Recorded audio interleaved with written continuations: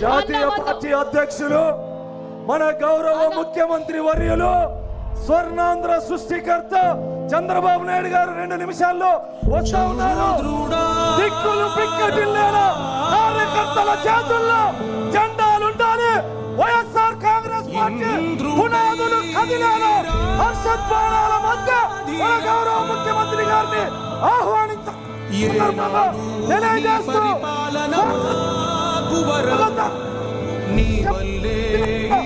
రాష్ట్రపు సంక్షేమం సత్యం నిత్యం సఫలం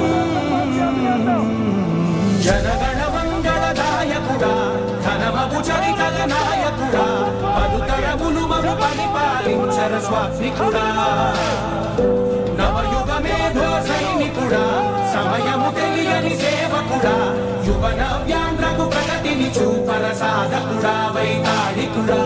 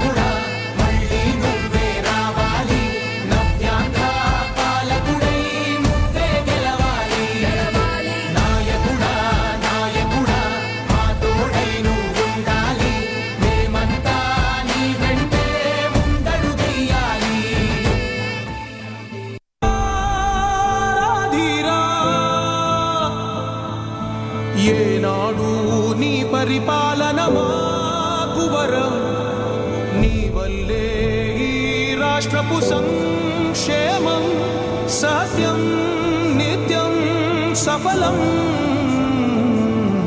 జనగణ మంగళదాయకుడా ఘనమగు చరితల నాయకుడా పలుతరములు మము పరిపాలించర స్వామికుడా నవయుగ మేధో సైనికుడా సమయము తెలియని సేవకుడా యువన వ్యాంధ్రకు ప్రగతిని చూపర సాధకుడా వైతాళికుడా